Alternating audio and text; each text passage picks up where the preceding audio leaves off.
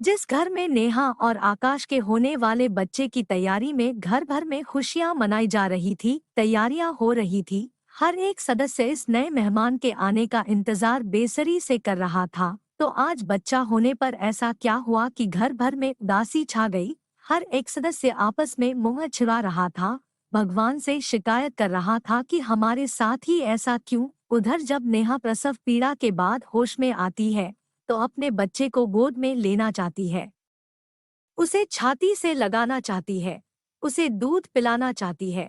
पर कोई उसे ठीक से कुछ बता ही नहीं रहा था कि क्या बात है। उसका मन आशंकाओं से भर गया। तब उसने अपनी सास सरोज जी से बच्चे के बारे में पूछा तो सरोज जी ने उसे बच्चे की हकीकत बताई। एक बार को तो नेहा को भी धक्का लगा, पर कुछ ही समय में अपने को संभालती हुई बोली, नहीं माँ, बच्चा तो हमारा ही है, चाहे जो हो मैं उसका पालन पोषण करूंगी। मेरे दूध पर उसका उतना ही हक है जितना गाय के दूध पर उसके नवजन्मे बच्चे का। नेहा की काफी मिन्नतों के बाद उसकी सांस थोड़ा पिघल सा गई। उन्होंने बच्चे को उठाकर उसकी गोद में दे दिया। बच्चे का मासूम चेहरा देखकर नेहा की ममता तड़प उठी। उसने बच्चे को ढेर सारा प्यार किया और दूध पिलाने ही वाली थी कि किन्नर समाज के लोग बच्चे को लेने आ गए और जबरदस्ती बच्चा अपने साथ ले जाने लगे।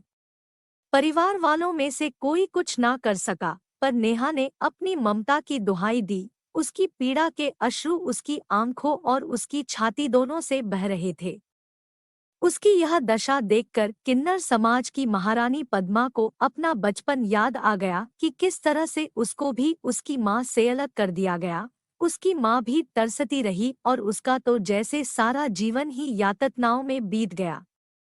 सोचने लगी, कहने को तो दूसरों की खुशियों में जीते हैं, हम हंसते हैं, गाते हैं, पर क्या किसी ने हमारा दिल पढ़ा है, हमारी व्यथा जानी है? क्या हम खुद के लिए खुश नहीं हो सकते?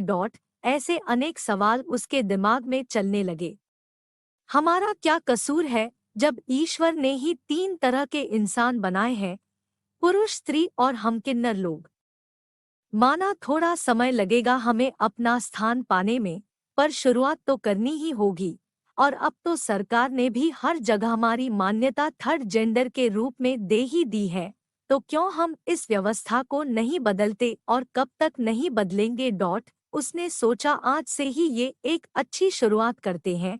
ऐसा सोचकर उसने नेहा की गोद में उसका बच्चा वापस डाल दिया और बोली, लेपाल ने अपना बच्चा मिटा ले अपनी दूध की तड़प, पर देख इसको भी आम बच्चे जैसा ही पालना, पढ़ाना, लिखाना, क्योंकि इन सब पर इसका भी इतना ही हक होता है जितना और बच्चों का।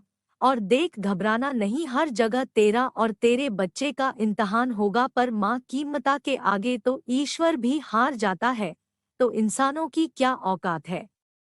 इतना कहकर पद्मा ने कुछ लेने के बजाय अपने पास से ही कुछ रुपए बच्चे पर न्योछावर कर दिए और जोर जोर से नाचना और गाना शुरू कर दिया और सभी को बच्चे की जन्म की बधाई दी। नेहा भी बहुत खुश थी और उसने अपने आप से प्रण किया कि वो अपने बच्चे को सामान्य बच्चा जैसा ही पालेगी।